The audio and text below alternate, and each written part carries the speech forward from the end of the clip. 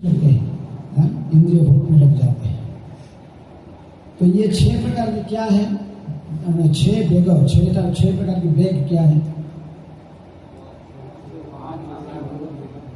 उपदेशा में कितना लोग पढ़े? 6 वेग हैं। वाचो वेग, वाणी का वेग। कुछ भी बोलने के लिए इच्छा होता ना, कुछ ही बोलते हैं।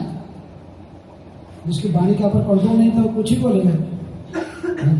कुछ लोग जो भक्त लोग होते संयमित करके रखते, पता है लोग बुरी बात से नहीं बोलते, किसी गाली गलौज नहीं करते, असभ्य बात नहीं बोलते, लेकिन सबके लिए वाणी का वेग को संयमित नहीं करके रखते। जनरल को जो पब्लिक है वाणी का वेग को संयमित नहीं करते। इसी कारण से कितना झगड़ा झाटी सब शुरू हो जाता है। थोड़ा सा बोलने में गलत हो जाएगा। तो वाणी का वेग हम बोलने का क्या बोलना हमको पता नहीं है। भगवान ने आपको ये बोलने का शक्ति क्यों दिया? किसी के भगवान ने बोलने का शक्ति दिया?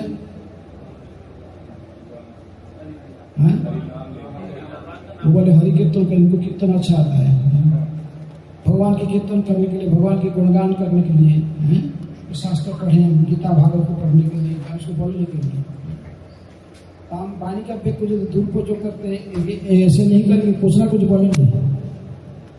बोलना पूरा बंद नहीं कर सकते, कुछ ना कुछ बोलोगे। लेकिन यदि हम भगवान के बारे में बोलेंगे, फिर तो भगवान के बारे में, गीता के बारे में चर्चा करेंगे, भागवत की चर्चा करेंगे, भगवान के गुणगान करेंगे, कीर्तन करेंगे, नाचेंगे, गाएंगे, तो फिर इसका सदुपयोग होता है। नहीं तो दुरुपयोग करेंगे तो फिर किसी गाली गलौज करेंगे, उल्टे सीधे भाषा बोलेंगे तो फिर थप्पड़ भी लगेगा, कोई आपको अच्छा नहीं बोलेगा। इसलिए यदि किसी वैष्णव की संग करते हैं तो अच्छे भक्तों की संग करने से हमारा वाणी शुद्ध हो जाता है। हमें फिर बुरी बात नहीं बोलते, हम फिर अच्छे ढंग से मधुर भाषा में फिर अच्छी बात बोलते हैं। तो ये कहते कि वाणी का वेग हम जैसे सुधर जाए। वाचो 6 वेग, 6 प्रकार वाणी का वेग, फिर मानस, वाचो वेगम मानस, मन की वेग, क्रोध की क्रिया, क्रोध आता है। वाचो वेगम मानस, क्रोध वेगम, जीवा वेगम, उदर उपस्थ वेगम, एतान वेगान जो विषय का धीर सर्वम अभिमान पृथ्वी से। जो वाणी के वेग को, मन की मांगों को, मन में बहुत कुछ चाहता है मन की मांगों को, क्रोध की क्रियाओं को, जीवा उदर उपस्थ के वेग को संयमित करके रखता है। उसको गोस्वामी कहते हैं। क्या कहते हैं? संपूर्ण विश्व में उपचार करने की योग्य। वाणी का वेग, वाणी के वाचो वेग, मानस, मन की वेग, मन बहुत कुछ चाहते ना। क्या चाहता आपको? बदल में चलने वाला, चल के जा रहे तो साइकिल होगा तो वो अच्छा होगा। साइकिल मिल गया तो फिर मन कहेगा क्या? बाइक हो जाएगा तो अच्छा, बाइक हो गया तो फिर थोड़ा कहेगा अच्छा मॉडल का, फिर बड़ा कार 4 पहिया वाला होना चाहिए, ये बारिश में भीग रहा हूँ, ये कर रहा है क्या? तो कार मिल जाएगा तो फिर बोलेगा इंडियन कार, इंडियन मॉडल सही नहीं है, जर्मन मॉडल की कार कोई मिल जाए, है ना? कोई ऑडी, BMW, मर्सिडीज वो भी मिल गया तो फिर बोलेगा नहीं, मन क्या कहेगा? ये भी नहीं चाहिए, मेरा छाती पर हेलीकॉप्टर उड़ा के कर जाना चाहिए। इसलिए ह्यूमन वांट्स आर अनलिमिटेड।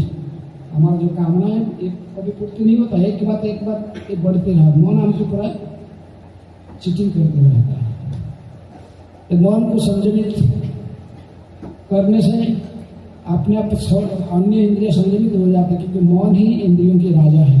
इंद्रियाणाम मनस्यास्मि भगवान कहते हैं।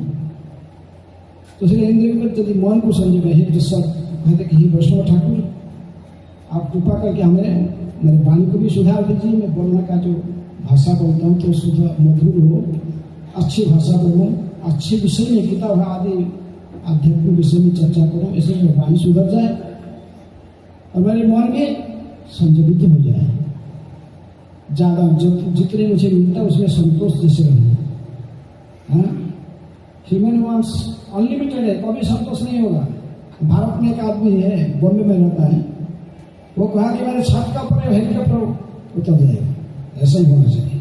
पहले तो गवर्नमेंट परमिशन नहीं देता, मैं बाद में परमिशन दे दिया, अभी उतरता है उसकी छत का ऊपर में क्या उतरता है, हेलीकॉप्टर उतरता है? जानते हो, कुछ लोग जानते हैं, लेकिन फिर भी क्या उसको शांति मिलता है? शांति है नहीं। चाहे वो तो कितनी बड़े धनी हो जाए, हेलीकॉप्टर उसके घर के छत के ऊपर उतर जाता है, लेकिन फिर भी उसके मन में अशांति से भरा रहता है। शांति मिलने के माध्यम नहीं। वाचो बेगम मानस क्रोध बेगम, मैं क्रोधित हो जाता हूँ कभी कभी, है उत्तेजित हो जाता हूँ। इसलिए वैष्णव ठाकुर आप जो कृपा करेंगे तो मैं मेरा ऐसे क्रोध का बिना कारण से क्रोधित हो जाने की भावना इसे मेरे देख लो। क्रोधित यदि होना है तो हनुमान जी की तरह, हनुमान जी क्रोधित हुआ किसी के ऊपर, देखा कि माता सीता को हरण किया है, इतने में दुराचारी है, से क्रोध को दुष्ट के साथ उपयोग कर काम कृष्ण कर्मार्पणे क्रोध अभक्त द्वेषी या नहीं। जो द्वेषी है, दुष्ट व्यक्ति है, राक्षस है, तो उनके प्रति हनुमान जी जैसे क्रोध शांति किया रावण के। रावण तो लंका पूरा जला है, कोई निंदा करता उनका? आप तो किसी घर में आग लगा दोगे, वो क्या कहेंगे? आप आतताई कहेंगे ना। तो हनुमान जी ने आग लगाया ना, किसका घर में? घर में कोई गाली देता है, हनुमान जी कोई बुरा बोलता है। और लंका कांड को पढ़कर बड़ा आनंद लेते होते है ना, लंका कांड पढ़कर। इसलिए बाचो वेगम मानस मन की वेग को, मन को संयमित करके करने का अर्थ है मन को सदा भगवत चिंतन में लगाना। मन जब विषय के चिंतन न करके भगवान के चिंतन करेगा, बस सब सुधर गया बस। लेकिन ये मन के अंदर सारे भौतिक चिंतन भी आता है, मन के अंदर भी आध्यात्मिक चिंतन भी आ सकता है। यदि वैष्णव की कृपा होगा तो फिर ये मन जो विषय में भटकने वाला मन वो भगवान के चरणों में बन जाता है। इसलिए उसी प्रकार वाणी का वेद, मन सीमा, क्रोध की क्रियाएं, क्रोध की क्रियाओं से हम बच सकते हैं। क्रोध को हम सही ढंग से उपयोग कर पाएंगे। किसमें उपयोग करेंगे? कृष्ण सेवा में। नहीं तो क्रोध को यदि अपने यूज करोगे इंद्रिय तत्व में, तब दूसरे व्यक्ति सामने भी क्रोधित होकर आएगा आपके साथ, थप्पड़ लग जाएगा, कोई बात नहीं। क्रोध का सदुपयोग करना है। किसकी सेवा में? हनुमान जी किसका सेवा में लगाए? ये काम और क्रोध क्यों आता है हमारे पास? गीता में भगवान कहते काम ऐसा क्रोध ऐसा रजगुण समुद्भव, रजगुण से आता है। इसलिए आगे लेकिन इनको संजलित करके ऐसे पूरा स्टॉप कर देना संभव नहीं है, लेकिन इनको केवल इनकी गति को मोड़ सकते हैं। किसकी सेवा में? कृष्ण सेवा। तो ये सेवा में लगाया। जैसे काम को भी काम कृष्ण कर्मार्पणे, हमारे आचार्य लोग कहते काम को कृष्ण कर्मा, ये रजोगुण से दोनों उत्पन्न होते हैं। काम ऐसा क्रोध ऐसा रजोगुण से रजोगुण से उत्पन्न होते हैं। रजोगुणी व्यक्ति के पास एक लक्षण दिखाई देता है, लेकिन इनको संयमित नहीं किया जा सकता कि भगवान की सेवा में लगाया जा सकता है। रजोगुण से उत्पन्न इसलिए कुछ फिजिकल काम करने के लिए आपको बहुत इच्छा होता है, कुछ परिश्रम करना, तो जो परिश्रम करो, भगवान के प्रचार में दो भाग दौड़ो, इधर करो, प्रचार में गीता की पुस्तक को वितरण करो, कोई प्रचार का जन क्रोधित होना है, कोई मंदिर तोड़ने आ रहा है, कोई बिना कारण से भक्तों के प्रति द्वेष कर रहा है, तो ऐसे व्यक्ति के ऊपर में क्रोध को शांति, काम क्रोध। अब वाचो वेगम मानस क्रोध वेगम जिह्वा वेगम, ये सबसे घातक है। इसका वेग जीव का है। सबका पास में एक अन्य इंद्रिय के पास में एक काम है, इसका पास दो काम है। आंख है तो देखेगा, कान है तो सुनेगा, है एक काम करते सभी इंद्रिय। नाक है तो आग्रहण करेगा अन्य इंद्रिय, लेकिन ये जो जिह्वा दो काम करेगा। क्या करेगा? दो काम। ये बोलेगा, सारे आपस में बोलेगा और खाएगा अच्छा टेस्ट, आपके सामने से एक नींबू का अचार का टुकड़ा ऐसे कर दिखाऊंगा मैं ऐसे, क्या होगा? राव आ जाएगी जीवा से जीवा को पता है इसमें है। तो इसलिए जीवा का दो काम है, उसका कुछ टेस्ट, उसका स्वाद लेना और बोलना। इसलिए इसको कंट्रोल करना बड़ा सबसे बड़ा कठिन है। इसको यदि हम कंट्रोल कर लेते जीवा को, तो ये जीवा कंट्रोल से हमारा उधर तथा जनन इंद्रिय एक स्ट्रेट लाइन में एक ही सवाल रखेंगे। तो जीवा को कंट्रोल कर गई, अन्य कंट्रोल हो गई। हमें मन में जो काम वासना है, हमें बिना कारण से हमें दूसरे के प्रति आसक्त हो जाते हैं, ये वासना नष्ट होकर खाना को बंद कंट्रोल करने से जीवा कुछ खाना चाहता है, कुछ भी है जीवा का पेट, जीवा में जीवा संतुलित हो जाएगा ना, बुरी बात ऐसी फालतू बात बोलेंगे नहीं। जीवा संतुलित हो जाएगा तो फिर हमें जो भगवान को अर्पण नहीं किया, जो प्रसाद नहीं है, उसको नहीं खाएंगे। जीवा जो कहेगा नहीं, केवल जो भगवान के प्रसाद है वो मैं खाऊंगा, जो भगवान को अर्पित नहीं किया गया है, प्रसाद नहीं बना है, उसको मैं नहीं खाऊंगा। फिर फुटपाथ में कहीं चटपटा खाना, तो ये खाना वो खाना, फिर सब वैसा खाना छूट जाएगा। खाली एक सुंदर सा जिद संकल्प होगी, मैं भगवान के प्रसाद खाऊंगा, दूसरे कुछ नहीं खाऊंगा। जब कि हम उचिष्ट शिवा संत मुच्चे के सर्व के विषय, तो सब पुरुष होते हैं जो कि उचिष्ट भगवान विष्णु के उचिष्ट है, महाप्रसाद को ही केवल खाते हैं। इससे समस्त कर्म से रहित हो जाते हैं, सदा पवित्र चक्र में रहते हैं। तो इसलिए जीवा को यदि ये सिखाओगे, नहीं मैं क्या करूंगा, हे वैष्णव ठाकुर आप कृपा करके मैं जीवा को जैसे मैं संयमित करता हूँ, सदा भगवत प्रसाद खाऊं और कुछ नहीं खाऊं। यदि कुछ बोलना है तो मैं केवल क्या बोलूं, भगवान के बारे में बोल रहा हूँ, गीता भागवत चिंता इसके बारे में चर्चा करूँ, भक्त के साथ में भगवान के भजन करूँ, कीर्तन करूँ। ऐसा ही यदि मैं उपजय से कर पाऊँ, मुझे कृपा कीजिए। मानस क्रोध जीवा बेगम तार मध्य जीवावती, हम डेली प्रसाद का टाइम बोले ना, ये जितने इंद्रिया इसमें सबसे दुष्ट इंद्रिया कौन है, जीवा। इसलिए इसको कंट्रोल करने के लिए भगवान ने क्या दिया, साफ साधन मिलो भाई। बड़ा कृष्ण बड़ा दयामय, परिवार है जीवा जय।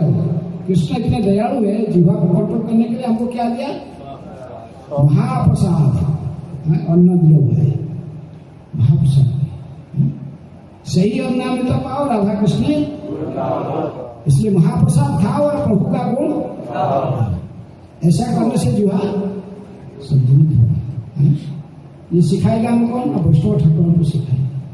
हम कहेंगे कि तुम जो महाप्रसाद नहीं भगवान को अर्पित नहीं किया, खाद्य पदार्थ उसको नहीं खाना।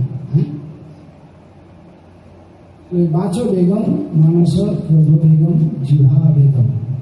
जीवा कंट्रोल हो जाएगा तो खाना कंट्रोल, बोलना फालतू बात नहीं बोलेगा। जीवा कंट्रोल करके नहीं, तुम फालतू बात नहीं करना, किसकी बुराई का किसका निंदा नहीं करना, किससे झगड़ा नहीं करना।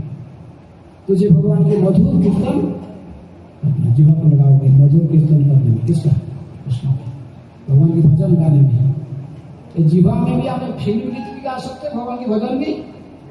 कौन सा अच्छा लगता है, फिल्म गीत गाना है, भगवान के भजन गाना। अभी मैं लगा खड़ा हो जाता है, कीर्तन में खड़ा होकर नाचना यहाँ पर लोग बहुत अच्छा पसंद आता है ना। फिल्म गीत गा के डिस्को डांस करने की इच्छा होती है। बोलो कितने लोगों को भगवान के भजन गाने में अच्छा लगता है, कीर्तन करने में अच्छा लगता है। और तो ये विशेष में जब वैष्णव की कृपा होती है, फिर इसे आनंद आता किसमें, कीर्तन में। क्षय बेगमी, क्षय दोषोषधि, क्षय गुण, क्षय बेग, ये 6 बेग बोल रहा था। पांचों बेगम मानस क्रोधो बेगम, जिह्वा बेगम। जिह्वा का बेग संयमित हो गया, अपने आप उधर कंट्रोल हो जाएगा, पेट का कोई बीमारी ठीक हो जाएगा। कि फालतू चीज खाओगे तो पेट में बीमारी की सृष्टि होगा। हाँ, तो लेकिन जब जिह्वा को कंट्रोल कर लिया, उधर भी कंट्रोल हो जाएगा। आस्ते आस्ते हमारे मन में नष्टि डिजायर, अनावश्यक अवैध दर्शन करने की इच्छा नष्ट हो जाए। आप गृहस्थ जीवन में पति पत्नी के रूप में रहो, धर्म बनाए कि मार्ग में, लेकिन यदि अवैध दर्शन करें, ईर्ष्या में घोर पाप करना पड़ता है। कर्म के किसको पाप कहते हैं? अवैध संग सबसे घोर महापाप है, जिसके साथ हमें वैध रूप से वैदिक रीति से विवाह यज्ञ में पति पत्नी के रूप में स्वीकार करके फिर गृहस्थ जीवन में रहे तो ठीक है, नहीं तो अवैध संग करके फिर आज इसके साथ काम दूसरे साथ तीसरे चौथा ऐसे चलते रहेगा। पाश्चात्य जगत का सभ्यता की ऐसे रीति है, फिर ये बहुत गलत है, ऐसा ठीक नहीं है। हमारे वैदिक संस्कृति इसको हमको कहता कि ये महापाप है, इसको नहीं करो। ये केवल संयम होगा, जिह्वा कंट्रोल हो जाएगा तो उधर कंट्रोल हो जाएगा तो जनन में भी शांत हो जाएगा, उसके मन में भी अवैध इच्छा उत्पन्न नहीं होगा। चाणक्य पंडित कहते कि मातृवत परदारेषु, दूसरे का पत्नी को कैसे देखना है?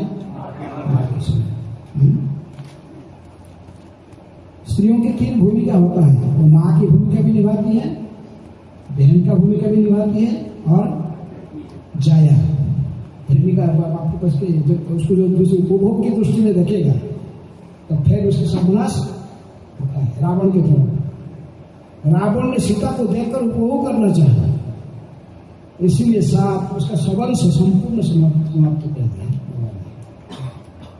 हमको इसी से ये ही सब ध्वंस का कारण होता है। सारे अनर्थ हमारा अंतकरण सभी काम वासना को केवल कृष्ण भावना भावी संतान उत्पन्न करने के लिए समाज में सही लोक संख्या को वृद्धि करने के लिए यदि हम उनको उपयोग करते तो ठीक नहीं, तो है अवैध उपाय से कई प्रकार के समाज में विभ्राट सृष्टि करते हैं। तो इसलिए ये कहते कि भक्ति विनोद ठाकुर एक मजिस्ट्रेट थे, उन्होंने भजन लिखा है 6 वेग दमी, ये 6 वेग से मैं संयमित कर पाऊँ वाणी के वेग को, मन की मांगों को, क्रोध की क्रियाओं को, जिह्वा उदर उपस्थित वेग को संयमित कर सकूँ, इनकी जैसे मैं आपकी सेवा में लगा सकूँ। हे प्रभु, हे वैष्णव ठाकुर, आप कृपा करके मुझे इसमें आशीर्वाद दीजिए, सहायता कीजिए। 6 वेगदमी 6 दोष से भी 6 गुना देगा। इसके बाद कहते कि 6 वेगदमी 6 दोष, हमारे पास में 6 दोष भी दिखाई पड़ता है। क्या दोष है हमारे पास? 6 दोष जो लोग ऊपर समझ पड़े हैं उसको पढ़े होंगे, सुनने लोग हैं। 6 दोष क्या है? 6 दोष हाँ, अभी याद आ गया। अत्याहार प्रयासश्च प्रजल्प नियमाग्रह जनसंघस्य लौल्यंच संभिर्भक्ति विनिश्चित। एक पद तो गा दिए भक्ति विनोद ठाकुर ने, पद की गूढ़ अर्थ है। एक ही पद का अंदर 4 उपरोक्त दूसरा का सूत्र दिए। 6 वेगदमी 6 दोष। अत्याहार आवश्यकता से अधिक खाना या आवश्यकता से अधिक कोई भी वस्तु को संग्रह अत्याहार है। कोई भी वस्तु जितने हमारे आवश्यक इतने ही केवल संग्रह करो। आप संग्रह सब लोग नहीं करते, केवल मनुष्य ही करता है। वो पहले उदाहरण देते रास्ते में कोई एक चावल का बोरी कहीं ट्रक से कैसे चावल का बोरी पड़ा है, वो चिड़िया आएंगे, पक्षियाँ आएंगे, आके बैठ के खाएंगे, खाए के पेट भर के भाग गए, निकाल जाएंगे। जितना आएंगे कोई, और ये पशु पक्षी सब आपने खा के चले जाएंगे। मनुष्य देखा क्या करेंगे? पूरा बुरी उठा के लेके कहीं लाएंगे, घोड़ा में डालेंगे। इसलिए संचय का प्रवृत्ति क्या और किसका पास है? मनुष्य के पास। इसी के लिए सारा समाज सेवा शुरू होता है। अत्याहार आवश्यकता से अधिक संग्रह करना, संचय करना, खाना है। आज आपको लिमिट आपको कुछ रेस्ट्रिक्शन नहीं, आप जितना आज देखा कि स्वीट राइस ज्यादा बहुत अच्छा लग रहा है, चलो खाते रहो। ज्यादा खाएगा तो क्या होगा? पेट गड़बड़ होगा, फिर डॉक्टर के पास भागेगा। इसलिए अत्याहार करोगे तो सभी दृष्टि से किसी भी चीज को, इंद्रिय को, भोग वस्तु को अत्याहार नहीं करना चाहिए, जितनी आवश्यक।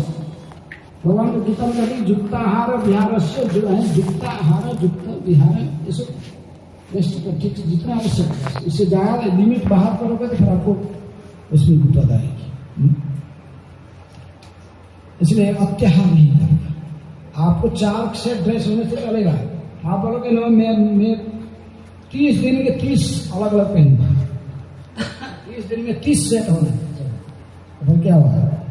इसको त्याग।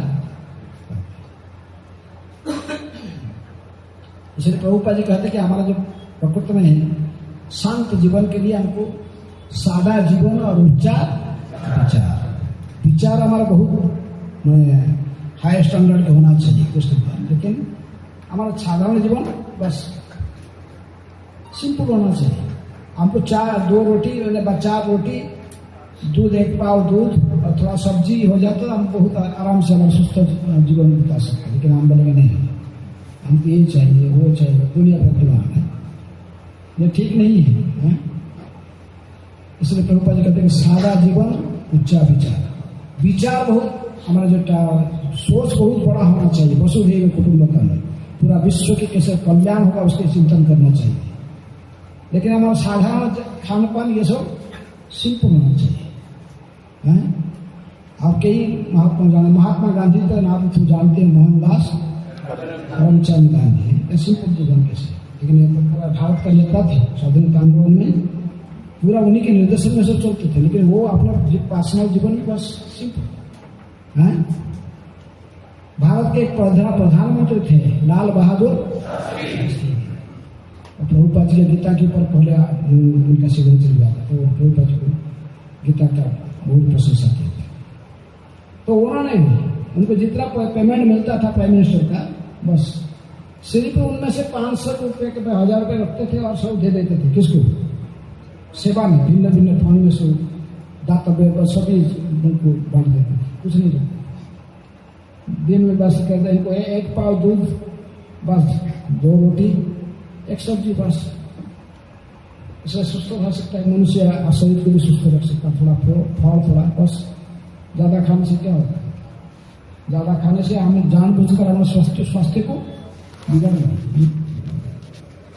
तो अत्याहार कोई भी नहीं, खाने का कोई भी वस्तु जितनी हमारा आवश्यकता है इतना ही केवल स्वीकार करना। इससे अधिक को इसको यदि हम अधिक संचय करेंगे फिर सब समय भयभीत रहेंगे।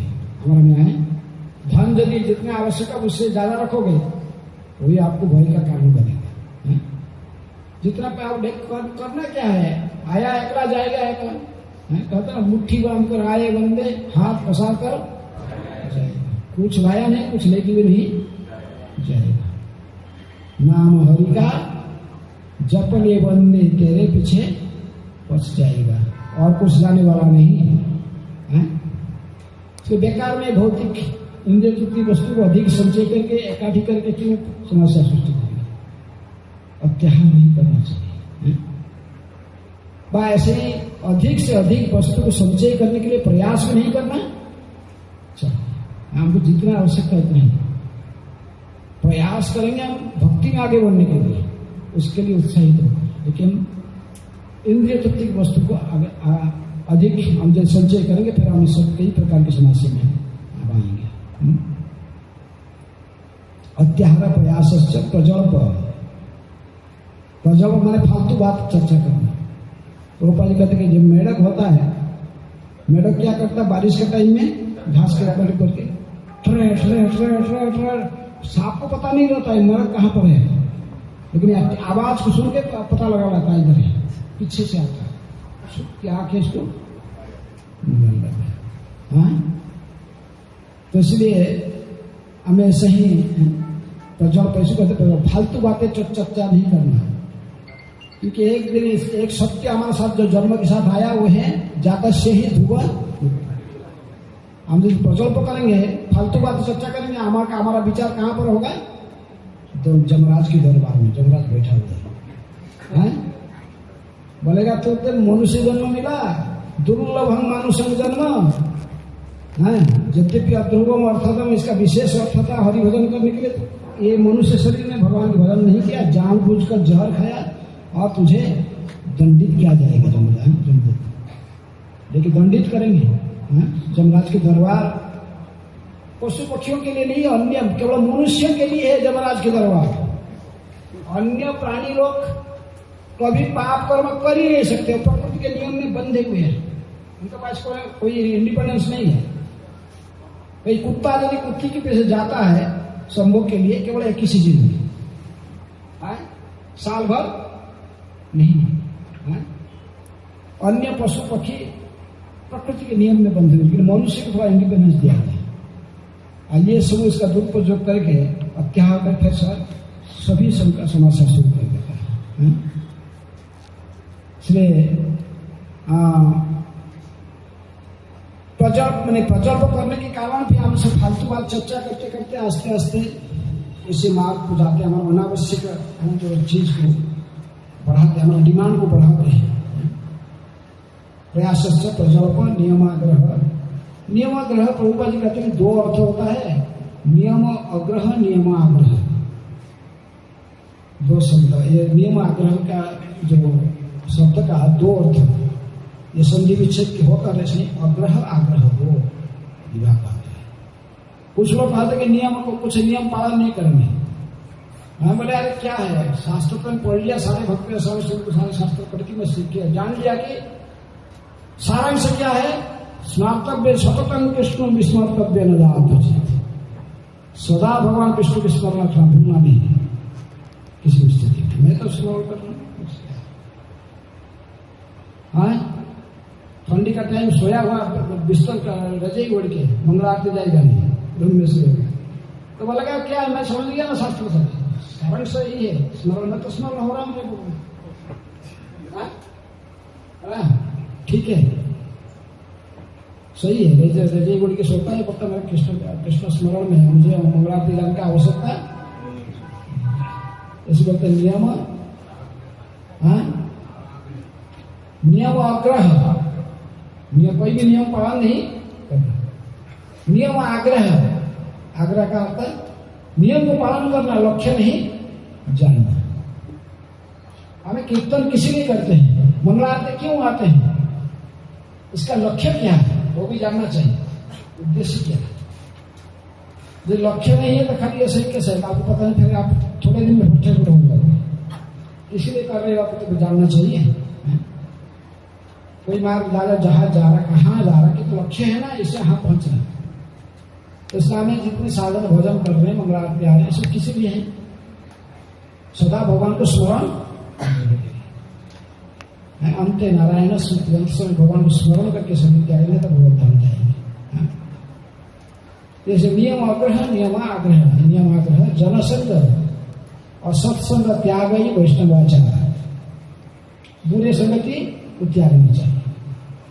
बुरे संगति किसको कहते, नशा करने वाला, जुआसा खेलने वाला, अवयसन करने वाला, वेश्यासंगी व्यक्ति, ऐसा ही व्यक्ति को संग नहीं करना चाहिए। और सत्संग में भक्तों की संगति, जैसे आप लोग आए इधर बैठकर सुन रहे हैं, ये गलत नहीं, ये सत्संग है। लेकिन असत्संग कहते जिसके द्वारा हमारा चेतना गलत काम कर, गलत विचार में बढ़ जाता है। लालची नहीं बनना, कोई भी जो वस्तु मिलता है उसमें संतोष रहा। जब लालची बनोगे तो फिर ये सभी है, कुछ लोग होते हैं लालची होते हैं। आज देखा कि अभय जो अनाउंस कर रहा है, लॉटरी टिकट बेच रहा है, ये टिकट खरीद लो, 100 रुपए का टिकट ले लो, फर्स्ट प्राइस 1,25,00,000। टिकट खरीद के रख दिया कटिया के नीचे, काम करने लगेगा। हालांकि यदि फर्स्ट प्राइज मुझे मिल जाएगा तो कैसा इसको उपयोग करूँगा। 1,25,00,000 मुझे मिल गया प्राइज, टिकट खरीद के रख दिया, लालची प्लान करेगा कितने में फिर वो, लेकिन लास्ट में देखा कुछ भी नहीं मिला। रूपा जी कहानी कहते तो कोई के कुमार मिट्टी के बर्तन से बनाकर सेल करता ना, वो ढेरा बांध के रखा था, ऐसे ढेरा सजा से रखा था, बहुत नया बनाया था। जवान लड़का था, सोचते थे ये जो पूरा सेल हो जाएगा ना, बल्कि इतने पैसा मिल जाएगा 1000, तो मैं शादी करूंगा। शादी करके जो लड़के जो मेरे आएगा पत्री, पत्री कुछ काम में मेरी बात नहीं सुनेंगे, मैं ऐसे ही चमचल लगाऊं तो ऐसा कहेंगे, ऐसे हाथ मोड़े, एक मिट्टी का जो लटका था उसका पता लगा, तो वो दूसरे को लगा सारे गिर के सारे चुपचाप हो गए। इसके फालतू ऐसे ही लालच करके ऐसे चिंतन नहीं करना, इंद्रिय भोग मिल जाएगा, ज्यादा मिलेगा, ज्यादा ऐसे करना ठीक है। 6 वेगदमी 6 200 6 गुण। 6 गुण क्या है? उत्साह, निश्चय, धैर्य, तत्तत्कर्म प्रवर्तनात्, संग त्याग, सतोवृत्ति, संगी भक्ति। भक्ति में आगे बढ़ने के लिए 6 चीजें हमें चाहिए। उत्साहित रहना, ऑप्टिमिस्टिक आउटलुक, विचार रखना मैं एक दिन निश्चित रूप में सफल हो जाऊंगा, ऐसा हताशा नहीं बनना। हताशा होगा तो आप कभी सफल नहीं पाओगे। ये कहते हैं ऑप्टिमिस्टिक आउटलुक। प्रभुपाद जी से मैं गुरु जी का 40 रुपया लेकर सोचते हाँ एक दिन में प्रचार करूंगा महाप्रभु। कोई भी आध्यात्मिक दिग में हो क्या भौतिक दिग में यदि सफलता चाहते हो, तीनों चीज की आवश्यकता है। उत्साह, निश्चय, धैर्य, एंथुसियाज्म, डिटर्मिनेशन और पेशेंस। तीनों चीज चाहिए। कोई भी चीज भौतिक चीज हो वह आध्यात्मिक दिग में। उत्साही बन के रहना, ऑप्टिमिस्टिक आउटलुक रखना, मैं दिन अवश्य इसमें निश्चित रूप में सफल हो जाऊंगा। पेशेंस में रहना, धैर्य के साथ प्रयास करूंगा किसी कार्य में सफलता हासिल करने के लिए। प्रभुपाद जी कहा करते थे कि impossible is a word lies in fools dictionary. एक बुद्धू का डिक्शनरी में एक शब्द रहता क्या? इम्पॉसिबल। इन प्रभुपाद जी साक्षात करके देखा, 40 रुपया लेकर दुनिया का सबसे बड़ा स्पिरिचुअल ऑर्गेनाइजेशन को उन्होंने स्थापना कर दिया। पूरा विश्व को 14 बार भ्रमण किया प्रभुपाद जी ने। आध्यात्मिक दिग में, एक भौतिक दिग में देखोगे, ये स्टेटमेंट प्रकृति में था नेपोलियन बोनापार्ट का स्टेटमेंट। फ्रेंच एम्परर, फ्रांस का हीरो है। आज भी फ्रांस में जाओगे तो क्योंकि बड़े बड़े चौक में जैसे हमारा महात्मा गांधी की फोटो या सब मूर्ति लगाया जाता है, वहाँ किसका? Napoleon Bonaparte.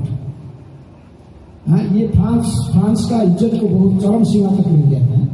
ब्रिटिश आर्मी को भी युद्ध में डिफीट किया, इसलिए फ्रांस के लोग इसको अपना कंट्री का हीरो मानते हैं। लेकिन वो साधारण पदातिक सैनिक था। बिगिनिंग जब किया था बहुत गरीब परिवार से था, एक साधारण मिलिट्री, एक पदातिक सैनिक के रूप में इसके करियर प्रारंभ किया था। लेकिन उन्होंने उसने सोचा था कि मैं एक दिन ये फ्रांस का एम्परर बन के रहूंगा। कौन कहा? नेपोलियन। और उसी अनुसार अपने काम करते रहे और प्रयास करते रहे, उत्साह के साथ प्रयास और धैर्य के साथ जो किया तो एक दिन फ्रांस का एम्परर बन गया। केवल साधारण नहीं, पूरा रिकॉर्ड, उसका रिकॉर्ड कोई फ्रांस ने तोड़ा नहीं। संपूर्ण विश्व के साथ समस्त आर्मी के ऊपर जो केवल महाराष्ट्र की फ्रांस का इज्जत। तो भौतिक दृष्टि का, आध्यात्मिक दृष्टि से यदि आप तीनों चीज आपके पास है, उत्साह, निश्चय, धैर्य, एंथुसियाज्म, डिटर्मिनेशन और पेशेंस है, तो आप किसी कार्य में सफल हासिल कर सकते। इसलिए वैष्णव ठाकुर कृपा करके हमको तीनों चीज, तीनों गुण हमारे पास से उत्साह, निश्चय, धैर्य। 6 वेगदमी 6 200 6 गुण। ये 6 गुण उत्साह, निश्चय, धैर्य, तत्तत्कर्म प्रवर्तनात्। कैसे करोगे ना? खाली ये तो प्रिंसिपल समझ गया, लेकिन पूर्ववर्ती आचार्य के मार्ग को अनुसरण करो। पूर्ववर्ती आचार्य लोग ने कैसे करके इसमें सफलता हासिल की, इसलिए महापुरुषों ने जीवन की हुए, जीवन को फॉलो करो, इनको अनुसरण करो। देखो ये कैसा सफलता हासिल की जीवन में, तो आप इस मार्ग को, इनके जीवन ही पढ़ो, इनके इतिहास को पढ़ो, कैसे सफलता हासिल की। फिर आप इसको पढ़ोगे तो फिर आपको भी प्रेरणा मिलेगा।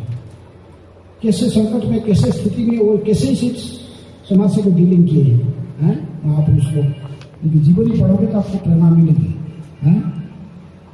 कैसे प्रभुपाद कितनी सारे संकट में कुछ नहीं था उनके पास में, फिर कैसे गए? कार्गो शिप में बैठ के गए। इसमें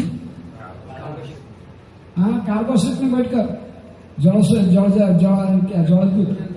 और सिंधिया नेविगेशन कंपनी का जहाज जा रहा था, कार्गो शिप में बैठ के अमेरिका पहुंचे। 2 हार्ट अटैक हो गया, फिर भी संकल्प से जुड़ा रहे। तो कैसे रखे साधन हुआ, कोई सोचा भी? इसलिए उत्साह ने तत्तत्कर्म प्रवर्तन, पूर्ववर्ती आचार्यों के मार्ग को अनुसरण करना। जैसे जैसे जो उन्होंने मार्ग को जाकर सफलता को हासिल की है, संग त्याग सुख होते, असत्संग को त्याग। जो लोग हताशी आदमी है, जिनको उत्साह नहीं है, धैर्य नहीं है, हताशा, ऐसे व्यक्ति के संग मत करो। संग त्याग सुख होते, सत्संग अच्छे व्यक्ति महाजनों को फॉलो करो, उनके मार्गानुसरण करो। जैसे प्रभुपाद जी ने महाजन है हमको नीति बताया है, आर्य आध्यात्मिक दिग में उन्नति करना चाहते हैं तो आपको 4 नियम पालन करना जरूरी है। नशा नहीं करना, जुआ नहीं करना, मांसाहार नहीं करना, अवैध संग से मुक्त रहना। आपको पता है किसी ने 4 पालन करते हैं, कितने को पता है ये 4 नियम क्यों इसका में रखा गया है? कौन जानता है 4 नियम क्यों पालन करते? किसको पता है? नशा क्यों छोड़ दे, नशा नहीं करते? बोलो, आप हाथ उठा लो। नशा इसलिए नहीं करते क्योंकि उससे जो है ना दिमाग स्टेबल नहीं रहता और हमको डिसीजन करने का पावर नहीं। 4 नियम 4 पिलर। हाँ, मानव सभ्यता का 4 धर्म है। धर्म को सुरक्षित करना मनुष्य का काम है। पशु नहीं कर जानते धर्म क्या अधर्म क्या, ये मनुष्य जानता है धर्म क्या है अधर्म क्या है, क्या करणीय क्या अकरणीय, ये ज्ञान है किसके पास? अच्छा बुरा ज्ञान मनुष्य के पास है। शास्त्र, वैदिक शास्त्र कहते हैं कि धर्म की 4 पैर होते हैं।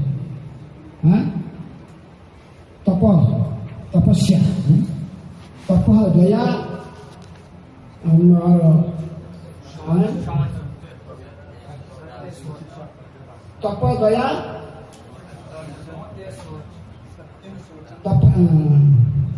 सत्य,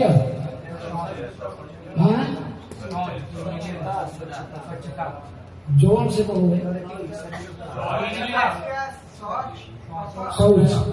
शौच दया शौच तप यद्या में सत्यजुग के लोग तपस्या करते थे, युग धर्म था। लेकिन आस्ते आस्ते क्या हुआ कि सत्य जी का अंत समय जो आस्ते आस्ते लोग थोड़ा थोड़ा नशा करने लगे। क्या करने लगे? गंजा टूटने लगे। इसी कारण से क्या नष्ट हुआ? तपस्या। यदि गंजा पीने वाला होगा, नशा करने वाला होगा, तपस्या करेगा, ध्यान करेगा, मेडिटेशन कर सकता है। बोलेगा थोड़ा शराब पी लूंगा, मेडिटेशन करूंगा। कोई गंजा फूक लेना, थोड़ा गंजा फूक के ध्यान करेगा, होगा। इसलिए नशा को क्या है? भगवान को ध्यान करना है, भगवान की भक्ति कर आगे मन की चेतना को शुद्ध रखना चाहते हैं तो इसलिए तपस्या को सुरक्षित रखने के लिए क्या छोड़ना पड़ेगा? नशा को त्याग रखें। फिर मांसा मैंने दया कैसे नष्ट होता है? यज्ञ के नाम से पशुओं को बलि देकर उनके मांस खाने का ढंगी बनी जाने से फिर विधि है। जब पहले यज्ञ में पशु बलि का प्रथा था वेद में, क्योंकि ब्राह्मण ऐसे योग्य होते थे, पशु के शरीर में जो जीव रहता था उसको उसका बलि देकर उसको फिर उन्नत शरीर सबके सामने देखते थे। वो देवताओं के शरीर ऊर्ध्व जोनि में देवलोक में स्वर्ग में चल जाता था। आजकल के युग के ब्राह्मण ऐसा यज्ञ को नहीं तो दया नष्ट होता। धर्म का दूसरा पैर दया, ये कैसे नष्ट होता है? पशुओं को काटने से, मांसाहार करने से। इसलिए हमको मांसाहार वर्जित है। ये दूसरे नियम पालन करके हम धर्म सुरक्षित होते। शौचता, पवित्रता कैसे नष्ट होती है? अवैध संग करने से। स्त्री पुरुष पति पत्नी के रूप में संग करना वो अवैध नहीं है। लेकिन यदि बलात्कार व आजकल जैसे चल रहा भ्रष्टाचार चल रहा है, वैश्यावृत्ति, ये सब माध्यम से यदि कोई अपने जीवन कामना वासना को पूर्ण करना चाहता है, उससे पवित्रता चेतना को कलुषित कर देता है। ऐसे कर्म करने से चेतना शुद्ध नहीं होता है। शराब पिएगा, वैश्याचार करेगा, इसके माध्यम से ये पवित्रता नष्ट हो जाती है। इसलिए ये वर्जित है। क्या? नशा नहीं करना। अंत में जुआ सोडा खाना क्यों मन है? क्यों मना क्या कहता? जुआ सोडा नहीं खाना। जुआरी जो सब जुआ खेलेगा वो सत्य उसका हालत बड़ा गंभीर हो जाएगा। हैं बलराम जी के साथ वो रुक्मी के भाई रुक्मणी की भाई रुक्मी सटा खेल रहा था। बलराम जी की जीत होता था, लेकिन वो बोलता नहीं तुम जीते, तुम लोग मेरा जीते हुआ है। और उसका सपोर्ट चमचे लोग थे, हाँ बोले अब टॉयलेट करते थे बलराम जी एक्सट्रीम हो गया। देवता लोग ने आकाश में बोले बलराम ये तुम्हें ठग रहे हैं, तुम्हारा जय हो रहा, लेकिन ये पहले की शिशुपाल का झूठ बोल रहे हैं, शिशुपाल जय नहीं तुम्हारा जय हो। जब स्वतः से ऐसा कहे देवता लोग ने, बलराम ने उठाया अपना गदा, वही समाप्त कर दिया शिशुपाल के सिर में एक प्रहार मारे, बस ये हालत होगा। इसलिए ये चार धर्मों के चारों से धर्मों को सुरक्षित करने के लिए सभ्य मनुष्य को कहा जाता है चारों नियम पालन करना। नशा नहीं करना, ज्वासका नहीं करना, मांसाहार नहीं करना, वैरसों से मुक्त रहना। इसलिए हमारे स्कंद में चारों नियम रखा गया। जो भी स्कंद में सदस्य स्कंद में आकर भक्ति का अभ्यास करना चाहता है, इसको चारों नियम पालन करना कंपल्सरी है। कोई छोटा बड़ा हो, छोटा भक्त के बड़ा भक्त कोई भी है। कोई संस्था में 40 साल हो गया, कोई दो काल आया, लेकिन सभी को नियम पालन करना पड़ेगा। चार नियम है, ये नियम यदि कोई त्रुटि करता है तो उसको आउट है। धर्म को सुरक्षा करना ही हमारा कर्तव्य है मनुष्य का। तो इसे 6 भक्ति में ठाकुर छोटा सा पद में कितने सारे गूढ़ रहस्य कहे। 6 वेगदमी, 6 दोषसधि, 6 गुण देह दास, 6 सतसंग, 6 वेगदमी, 6 दोषसधि, 6 दोष चर्चा हो गया, 6 दोष, 6 गुण देह दास, 6 गुण, 6 सत्संग, 6 प्रकार के सत्संग क्या है? ददाति प्रतिगृहाति गुह्यमाख्याति पृच्छति भूते भुजयते चैव संविध प्रतिरक्षणम। यदि प्रेम है, प्रेम का आदान प्रदान है हम परस्पर में, तो ये 6 लक्षण दिखाई पड़ते हैं। चाहे भौतिक दृष्टि से हो या आध्यात्मिक दृष्टि से। जरूर तुम कुछ गिफ्ट लोगे और तुमको वो फिर वापस में तुमको भी कुछ देगा। ददाति परस्पर में विश्वास में आकर कुछ ना कुछ बातचीत अपना हृदय को खुलता है। मित्र दूसरे मित्र बोलेगा मेरा ऐसा ऐसे चल रहा है, आपका कैसे चल रहा है, कुछ चर्चा करते हैं। ददाति प्रतिगृहाति गुह्यमाख्याति पृच्छति भूते भुजयते। कोई हमको खिलाया, अपने घर में बोला कर खिलाता, तो फिर हम भी उनको हमारे घर में बोला कि खिलाया। ये ददाति प्रतिगृहाति, ये प्रेम का जब आदान प्रदान होता तो इसका ये लक्षण दिखाई पड़ेगा। 6 लक्षण दिखाई पड़ता है। ददाति प्रतिगृहाति गुह्यमाख्याति पृच्छति भूते भुजयते चैव सर्विधा लक्षण। ये क्या लक्षण है? ये सब लक्षण दिखाई पड़ेगा।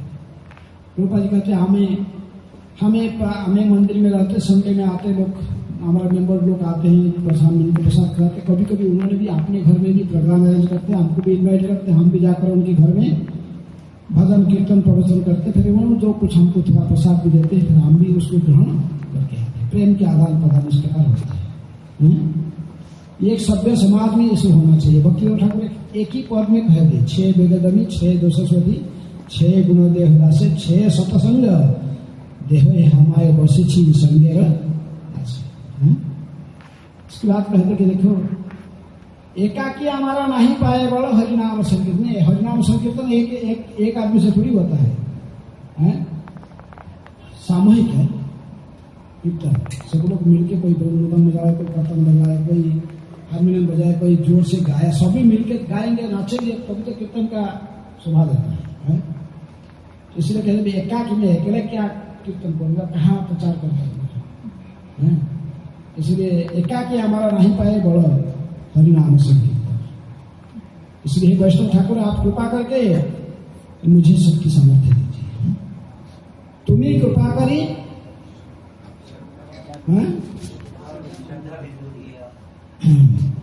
आप ही मुझे कृपा करके ही हरिनाम संकीर्तन करने की बल प्रदान कीजिए। हरिनाम संकीर्तन ही तबे तक तो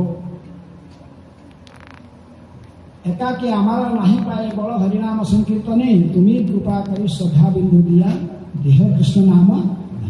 कृष्ण नाम के प्रति मेरा आकर्षण हरिनाम संकीर्तन के प्रति मेरी प्रेम आपकी कृपा से ही प्राप्त होगा। हाँ, कुछ कितना लोग कीर्तन करना अच्छा लगता है, जोर जोर से। मैं देखता बहुत लोग नाचना शुरू कर देते हैं, कीर्तन होने से खड़ा होकर तुम्हें नाचना शुरू करता है। और मंदिर में नहीं दिखाई पड़ता है, यहाँ लखनऊ में दिखाई पड़ता, सब लोग खड़ा हो जाते फिर नाचना शुरू कर देते। बड़ा प्रेम है किसमें? हरिनाम। कहते कि वैष्णव ठाकुर लास्ट में कहते कि कृष्ण से तुम्हारा कृष्ण बुद्धि करो, कृष्ण आप कहीं आप यदि चाहोगे आप हमको भी कृष्ण भक्ति दे पाओगे। तुम्हारा शक्ति है, आपकी शक्ति है, आप कृष्ण को हमें दे सकते हैं, हमको कृष्ण प्राप्त होंगे तो आप हमको दे सकते हैं यदि कृपा करोगे। कृष्ण से तुम्हारा कृष्ण दिते पारो, तुम्हारा शक्ति আছে।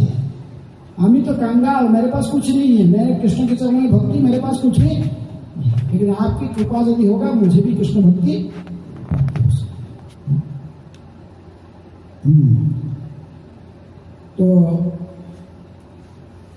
तो इस प्रकार ये भजन में बहुत सुंदर भाव से भक्तिनाथ ठाकुर को समझा है। मैं कल ये भजन का अर्थ कहते कहते क्लास पर चला गया है, क्लास का ये टॉपिक और कुछ, लेकिन लिखा भजन का है कि भजन जो गाया उसका अर्थ करते करते इतने सुनने को दिया यदि वैष्णव था। तो उसी प्रकार हमें जानना चाहिए कि हमारा जीवन प्रकृति मनुष्य शरीर आपको कई जन्मों बाद कई बार शरीर चेंज करते करते करते करते मनुष्य शरीर मिला है। ये ऑटोमेटिकली तुरंत मिल जाता है, चाहे भौतिक दृष्टि से हो या आध्यात्मिक दृष्टि से हो। हाँ, डार्विन का थ्योरी क्या कहता है? हमारा शरीर पहले एकोकोशी प्राणी था, एमोबा से आस्ते आस्ते बुद्धि हुआ, रिप्टाइल्स शरीर से आ गए, फिर पक्षी आ गया, फिर पशु शरीर आया, फिर ऐसे होते होते बंदर आया, बंदर से फिर मनुष्य हो गए। ये कह रहा है भौतिक दृष्टि से अपना ओरिजिन ऑफ स्पेसिस बताया। आध्यात्मिक दृष्टि से देखोगे सुखदेव को शरीर कहते हैं। ये मनुष्य शरीर जो है सबसे श्रेष्ठ शरीर है। ये शरीर में हम मनुष्य शरीर में रहकर हम जो कार्य करें जो श्रेष्ठ मानते सारे, चाहे इसका बड़ ज्यादा हो सकता है, रायन है, हाथी है, लेकिन बुद्धि सब किसके पास है? मनुष्य के पास। मैं नीचे रैशनल एनिमल और सब एनिमल है, हम भी मनुष्य भी यदि कहोगे ये भी सब ठीक है, आहार निद्रा वैमेचन करता है, लेकिन ये बहुत चिंतनशील प्राणी है, इसका बुद्धि है, विवेक खड़ा है, सबको कंट्रोल कर लेता है। इतना बड़ा बड़ा शक्तिमान जीव हाथी होने भी वो कंट्रोल कैसे इसको कंट्रोल करना, उसको बुद्धि है मनुष्य का। सिंह क्या, बाघ क्या, कितने बड़े बड़े व्यक्ति हैं, प्राणी है, सभी को हार माना जाता है। इसलिए मनुष्य भौतिक दृष्टि से भी आध्यात्मिक दृष्टि से मनुष्य जीवन को श्रेष्ठ कहा गया। और ये मनुष्य जीवन किस लिए मिला है? राधा कृष्ण की भजन, जो राधा कृष्ण की भक्ति किया, भजन किया, उसका मनुष्य जीवन सफल हो गया और फिर बार बार माँ गर्भ में प्रवेश नहीं करेगा। ये सबसे बड़ा दुख है जो संसार में। माँ के गर्भ में जो बच्चा रहता है 9 महीने, ऐसे कैसे रहता है? अपसाइड डाउन, ऐसे नीचे मुख इसका मस्तक रहता है, इस पैर पेशा करके ऐसे बेंड होकर रहता है धनुष से। अभी यदि आपको ऐसे करके जबरिया रखा जाएगा, आप मुश्किल है जीवन धारण करना। लेकिन बच्चा जो माँ के गर्भ में रहता है सही रहता है, उसके अंदर में फिर कीड़े काटते रहते हैं उसको, उसके नाभि से नाक पूरा माँ के साथ माँ के गर्भ में लगा रहता है। माँ जो खट्टा मोटा खट्टा खाएगी, बच्चे खाएगी, इसको निकल करना बच्चे। और इतनी कष्ट में इसका अंदर पड़ा रहता है, प्रार्थना करता 24 स्मरण होगा, बोलता प्रभु मुझे निकाल दो यहाँ से, मैं आपका भजन करूंगा। मैं भागवत को बताता क्या कहता हूँ, सब कीड़े खाते हैं, काटते हैं, तो बहुत यंत्रणा होता है, बार बार मूर्छित हो जाता है, सेंसलेस होकर उसका, लेकिन कुछ कर नहीं सकता। कभी कहता कि प्रभु मुझे यहाँ से निकाल दो, मैं आपकी भजन करूंगा। लेकिन भगवान जब कृपा करके 10 महीने में फिर माँ की गर्भ से बाहर निकाल दिए, बाहर आने के बाद बोले तो थोड़ा वही फिर बात ही सब लोग आ गया, दूसरे से थोड़ा गाल में हाथ लगा देगा, वैसे फिर सब फिर देखने लगेगा, सब लोग हंसे, लेकिन बस आस्ते आस्ते फिर तो प्रॉमिस किया था भगवान को, जो माँ के गर्भ में मुझे यहाँ से निकाल दो, मैं आपका भजन करूंगा, भूल गया। हाँ, फिर भूल जाता है। इसलिए ये संसार ऐसे है। तो हमें जानना चाहिए कि हमें उत्तम शरीर हमको मिला है, कई जन्म जन्मांतर के बाद हमको मनुष्य शरीर मिला है, तुरंत नहीं मिला है। भौतिक दृष्टि में हो या आध्यात्मिक दृष्टि से हो। एक्चुअली हमारा डार्विन का थ्योरी क्या कहा कि मनुष्य का शरीर बंदर से आया है। मैं सुखदेव गोस्वामी थ्योरी कहे, पूरा कंप्लीट थ्योरी 5 स्कंद भागवत में 14 अध्याय में तो बता रहे मनुष्य शरीर कैसे आया, तो उन्होंने पूरा बताया मनुष्य का डेवलपमेंट कैसे। हालांकि हमारे समाज में 4 प्रकार के व्यक्ति दिखाई पड़ते हैं, ब्राह्मण, क्षत्रिय, वैश्य, शूद्र। इंटेलेक्चुअल क्लास और warrior class, mercantile class, cultivation वाणिज्य, और लास्ट में वर्किंग क्लास। ये सभी समाज में दिखाई पड़े 4 प्रकार। सुखदेव गोस्वामी कहते कि देखो, जो मनुष्य ब्राह्मण, क्षत्रिय, वैश्य, शूद्र, ये 4 प्रकार के 4 वर्ण, मुख्य वर्ण कैसे आते हैं। तो कहते कि जो हाथ में गाय है, जिस गाय का मृत्यु से नेचुरल हो जाता है तो उसको मनुष्य शरीर मिलता है। किसको? गाय को। हमारे भागवत के सिद्धांत आधार पर सुखदेव गोस्वामी कहते कि गाय शरीर त्यागने के बाद मनुष्य जन्म मिलता है। जब कोई हाथी कोई शरीर त्यागेगा तो उसको वैश्य के समान बड़ा बिजनेसमैन, बड़ा पेट खा के ऐसे निकल बैठता, तो हाथी जब शरीर त्यागता तो उसको भी मनुष्य शरीर मिलता है। फिर उन्होंने कहा कि शेर, सिंह व लायन या बाघ जो शरीर त्यागता है उसको भी मनुष्य शरीर मिलता है, और रजोगुणी शरीर ये क्षत्रिय है। गाय शरीर त्यागने से क्या क्या बनता है? ब्राह्मण। बाघ व सिंह जो शरीर त्यागता तो क्या मिलता है उसको? क्षत्रिय से बन जाता है, बड़ा सेनापति बनेगा, कमांडर बनेगा, हाँ, युद्ध फाटेगा वो। जैसे शेर के राजा बनने के लिए कोशिश करेगा। हाँ, वो जंगल के राजा था, वो मनुष्य में भी आके राजा के समान रहने लगेगा। और जो वैश्य हाथी के समान खाएगा, वो खा पी के बस बड़ा बड़ी उसका हुआ, तो इसका जगह हाथी जैसे कि बंदर से भी, भागवत भी कहता है बंदर से भी मनुष्य आता है। ये कौन है? ये शूद्र है।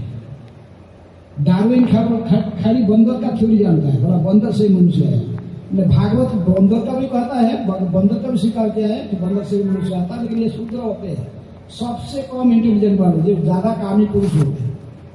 ये बंदर का देखा पूरा बैरागी है, वस्त्र भी तो पहनता नहीं है,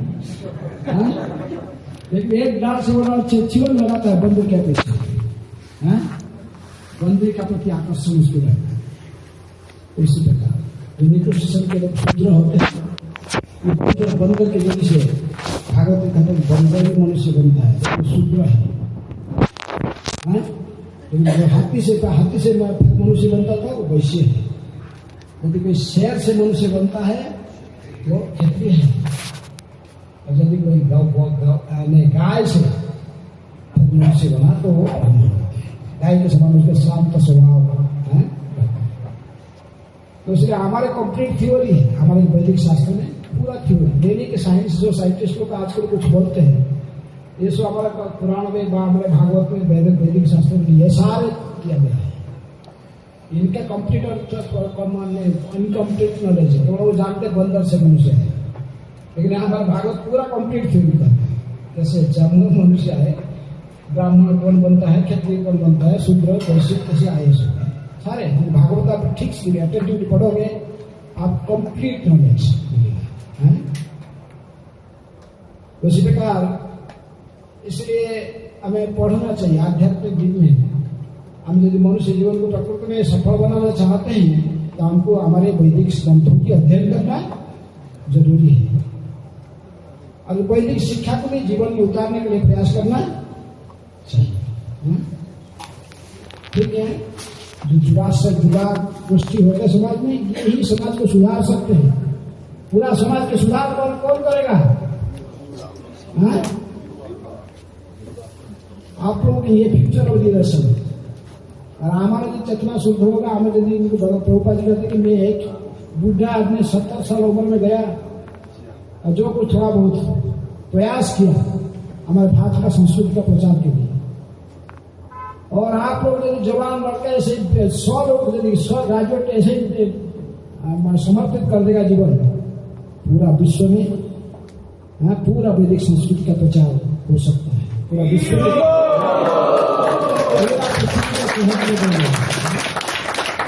पूरा पृथ्वी का चेहरा बदल सकता है। इसलिए भारत भूमि के हईलो मनुष्य जन्मजार जन्म सार्थक करी करो परोपकार, चैतन्य महाप्रभु कहते। जिसकी जन्म भारत भूमि में हुआ है, पुण्य भूमि भारत में, उसका कर्तव्य है। क्या कर्तव्य है? जन्म सार्थक करिए।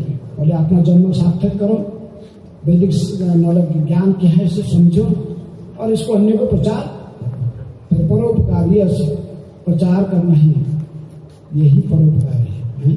जारे देखो तारे कहो।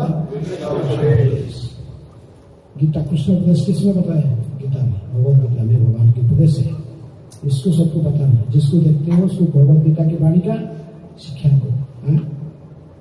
गीता ही समस्त केवल हमारा वैदिक शास्त्र का नॉलेज का सारा सही जितनी भी धार्मिक ग्रंथ है सबके संसार में, चाहे बाइबल हो, कुरान हो, त्रिपिटक हो, कुछ भी हो, सबके सारांश किसमें दी गई है? एक बार अमेरिका में एक पादरी था क्रिश्चियन, तो बड़ा स्वामी था, आप हमारे कंट्री में क्यों आए? हमें इधर क्रिश्चियन धर्म का चलाते, हम बाइबल प्रचार करते, आप इधर क्या कर रहे हो? गीता क्यों पढ़ रहे हो? क्या गीता क्या है?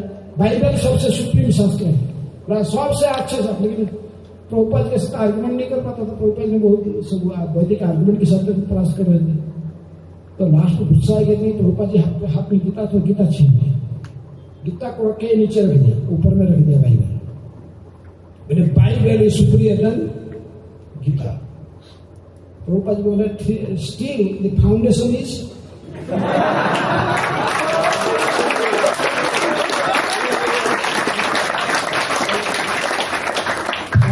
गीता। गीता बाप ने कहा, ये बेटा कहा। बेटा का नॉलेज कहां से आया? बाप से आया। कृष्ण सब जगह कहते गीता में कि मैं भगवान हूं। हम विजय प्रवर्तिता अहम सर्वस्य प्रभो मतः सर्वं प्रवर्तते सर्वधर्मान परित्यज्य माम एकम शरणं व्रज। भगवान कहते गीता के प्रत्येक पेज में भगवान है। जैसा सही कहा है, तो क्या कहे? I am son of God. तो ऊपर में क्या फर्क है? गीता बाप कहा, बाइबल को बेटा कहा। बेटा का नॉलेज पूरा एजुकेशन नहीं हो सकता, कुछ कमी हो सकता है। बाप से जितना सिखाता है आपको 100% उसको याद है, ऐसा कोई गारंटी नहीं है। लेकिन गीता हमारा कंप्लीट नॉलेज है, ये फाउंडेशन है, इसी के आधार पर बाइबल का नॉलेज बना। तो इसलिए हमें हमारा वैदिक संस्कृति के लिए हमें पूरे हमें अपने महान जानना चाहिए। हमारी संस्कृति कितनी महान है, सबसे प्राचीन संस्कृति है। और हम यदि इसको स्वीकार नहीं करेंगे, इसको पढ़ेंगे नहीं करेंगे, इनको दूसरों को प्रचार नहीं करेंगे, फिर हम सही भगवान की सेवा नहीं कर सकते, प्रसन्न नहीं कर सकते। इसलिए प्रत्येक व्यक्ति का कर्तव्य है भारत भूमि ते होइल मनुष्य जन्म सार्थक करी कर। जन्म सार्थक कैसे करेंगे? गीता भागवत की प्रचार करके इसको पढ़ना और दूसरों को जाए देखो तारे कहा।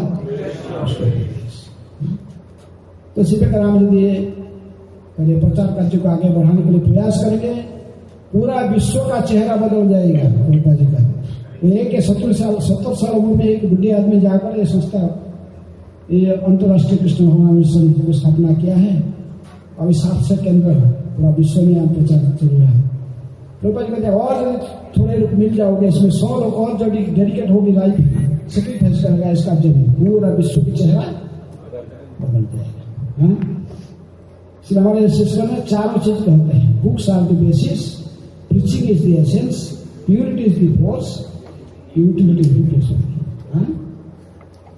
प्रभुपाद जी का हमको नॉलेज कहाँ से आएगा? गीता भागवत पढ़ेंगे, प्रभुपाद जी की पुस्तक उनको भक्ति वेदांत तात्पर्य के साथ पढ़ने से हमें नॉलेज प्राप्त होगा।